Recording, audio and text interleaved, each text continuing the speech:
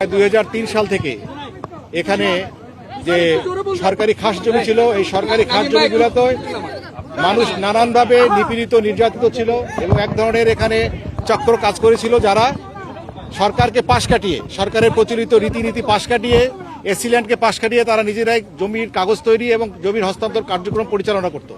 এবং এখানে এমনই একটা অবস্থা ছিল এখানে যে সাধারণ মানুষ এখানে ঢুকতে পারতো না, বিশেষ করে পুলিশ এখানে ঢুকতে এবং অন্যান্য আইনশৃঙ্খলা বাহিনী ঢুকতে এখানে ভয় পেত অনেক সময়।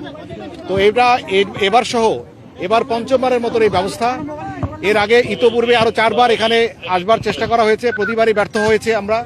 এবার আমরা সবাই মিলে এবার সম্মিলিতভাবে যৌথভাবে আমাদের পুলিশের সঙ্গে বাংলাদেশ সেনাবাহিনী, বিজিবি, র্যাপিড অ্যাকশন ব্যাটালিয়ন আর জেলা প্রশাসন তো রয়েছেই, জেলা প্রশাসনের বিরাট একটি অংশ যারা ওনারা ম্যাজিস্ট্রেট প্রোভাইড করেছেন আমাদেরকে, সবাই মিলে আমরা এইবার আশা সফল হয়েছি বলে আমরা মনে করছি। এবং এই জায়গার উপর আমাদের পূর্ণ অধিকার প্রতিষ্ঠিত হয়েছে।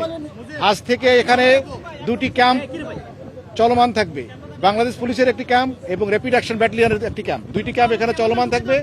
এবং আমরা পরবর্তী সময় যেহেতু আমাদের এখানে কার্যক্রম চলমান রাখতে পারি, এই জন্য আমি বিভাগীয় কমিশনার মহোদয়কে অনুরোধ করেছি তিনি যেন আমাদের এখানকার যাতায়াতের ব্যবস্থা সহজতর করার জন্য প্রয়োজনীয় কার্যক্রম গ্রহণ করেন এবং এখানে যে সমস্ত উন্নয়ন কার্যক্রমের সরকারের পরিকল্পনার মধ্যে ছিল সেগুলোর জন্য দ্রুততম সময় বাস্তবায়নের কার্যক্রম শুরু করেন। তা না হলে এই জায়গাটার উপর নিয়ন্ত্রণ প্রতিষ্ঠা করা আমাদের জন্য কঠিন হয়ে যাবে। আশা করছি বিভাগীয় কমিশনার মহোদয় এই ব্যাপারেও তার কর্মপরিকল্পনা আমাদেরকে এবং আপনাদেরকে সবাইকে জানাবেন। ধন্যবাদ। একজন সদস্য নিহত হয়েছিলেন, নিশ্চয়ই খুনের মামলা ছিল, সেই ব্যাপারে কোনো অ্যারেস্ট আছে কিনা, এখন পর্যন্ত কোনো রিকভারি আছে কিনা এবং অস্ত্র উদ্ধার আছে কিনা? আচ্ছা, এখন আপনারা জানেন অস্ত্র উদ্ধার রয়েছে এবং এখানে যেহেতু নেটওয়ার্কের সমস্যা, আমাদের কি পরিমাণ উদ্ধার হয়েছে এই পর্যন্ত আমরা এখনো জানতে পারিনি। তবে এখানে আমাদের মূল উদ্দেশ্য ছিল জায়গার উপর অধিকার প্রতিষ্ঠা করা, আমাদের আধিপত্য প্রতিষ্ঠা করা, এইটা আমরা করতে সক্ষম হয়েছি। আর অস্ত্র উদ্ধারের যে বিষয়টা হচ্ছে, আমরা আজকে কি পরিমাণ অস্ত্র উদ্ধার করতে পারছি জানি না, কিন্তু আমরা যে এখানে অধিকার প্রতিষ্ঠা করতে পারলাম, এটার মাধ্যমে আমরা দ্রুত সময় আরো অস্ত্র উদ্ধার করতে পারবো। আমরা পুরো নিয়ন্ত্রণে আছে। এটা অনেক বড় জায়গা, আপনার কত বড় জায়গা আপনারা কল্পনা করতে পারবেন না, কত বড় জায়গা। বডি আটক আছে, বডি আটক আমাদের মধ্যে প্রায় 15 জনের মতো এখন পর্যন্ত জানা আছে, কিন্তু সব তথ্য যেহেতু এখন পর্যন্ত এসে পৌঁছায় নাই, আমরা পুরো বলতে পারছি না।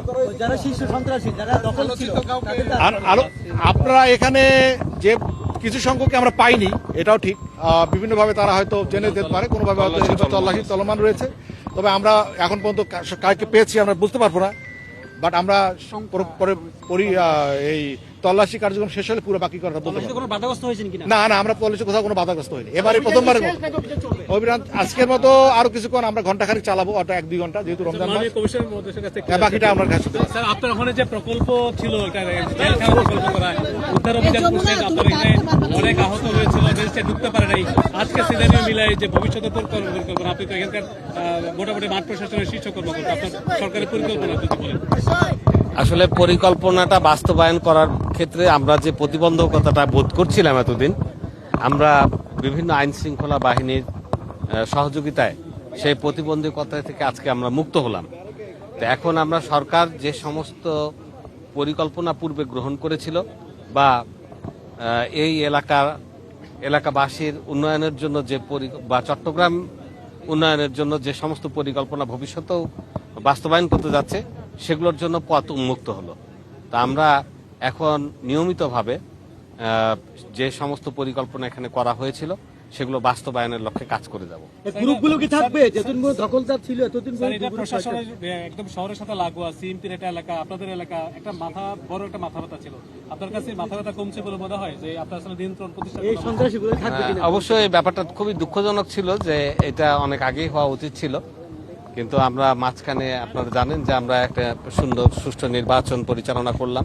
আমাদের মনোযোগ ছিল একটা সুষ্ঠু নির্বাচন পরিচালনার জন্য, সে কারণেই আমরা পরই সমবেতভাবে এই অভিযান পরিচালিত হলো এবং আমরা এই এলাকার উপরে যে সরকারের কর্তৃত্বের একটু সমস্যা ছিল সেটা দূরীভূত হয়ে পূর্ণ কর্তৃত্ব প্রতিষ্ঠিত হলো। আমরা দেখেছি এখানে শুধু একটি গণমাধ্যমকে নিয়ে গেছেন, বাকি কাউকে এখানে ভিতরে ঢুকতে দেওয়া হয়নি। না, না না না, এটা কাউকে আমরা তো প্রবেশ করার কথা আপনাদের বলি পক্ষ নাই। থেকে ওনাকে একজনকে নেওয়া হয়েছে, বাকি কাউকে নেওয়া হয়নি।